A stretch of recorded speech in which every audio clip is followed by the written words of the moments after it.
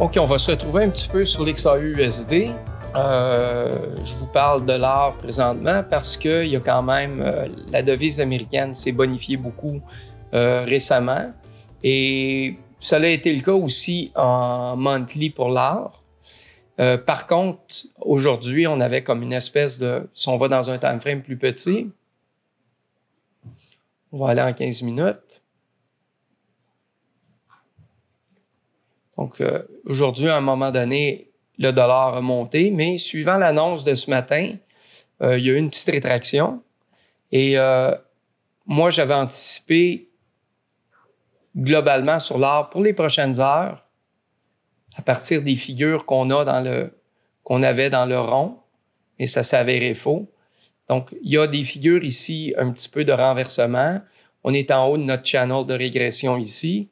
Et c'est pas sûr encore, on peut tout le temps continuer. C'est pas dit qu'il y aura pas un petit repli du dollar aujourd'hui, puis une montée de l'or qui va se poursuivre dans les prochains 15 minutes, parce qu'on est sur un time frame en 15 minutes. Mais disons que l'espèce de zone qui est délimitée ici par ma zone de liquidité, le rectangle en jaune, j'ai l'impression quand même qu'il va freiner notre mouvement. Donc, je ne crois pas qu'on aille beaucoup plus haut.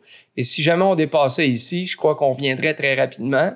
Suivant ce retour-là, si j'ai raison dans mon analyse, parce que si j'ai pas raison, ben on va tout simplement réajuster le tir puis trader un mouvement qui est haussier.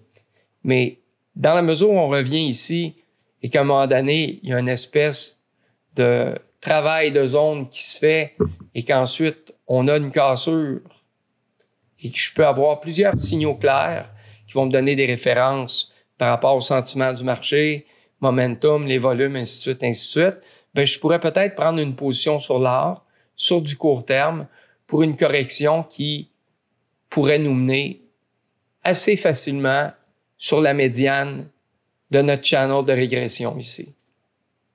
Vous voyez aussi qu'au niveau de nos volumes de trade, dans le volume profile, c'est surtout dans cette zone-là qu'on a travaillé dans les derniers jours. Donc, pour nous, là, c'est une trade qu'on prépare.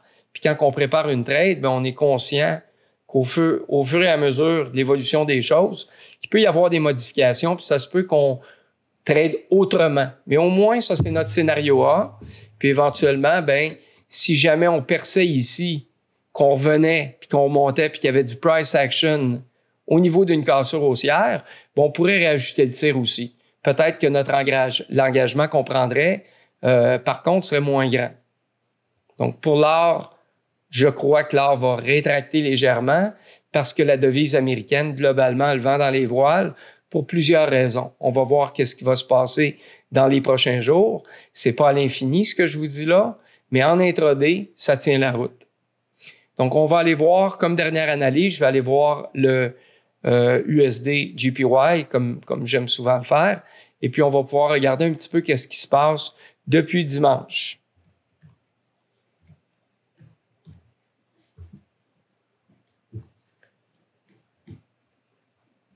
Donc, j'ai pu profiter, moi, de quelques bonnes trades dimanche dans la nuit, lundi matin.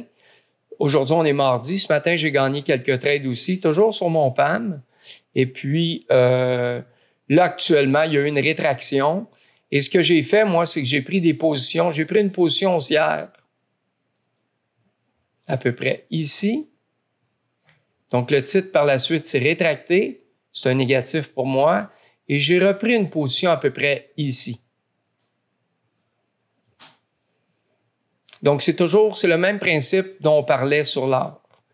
Et puis ça, ben, c'est intéressant parce que si je suis capable de bien évaluer ma zone de renversement ici, capable de bien évaluer ce qui se passe au niveau des chandelles et d'utiliser les bons outils, quand je prends la cassure ici, cette deuxième position-là vient résorber ma perte sur la position initiale.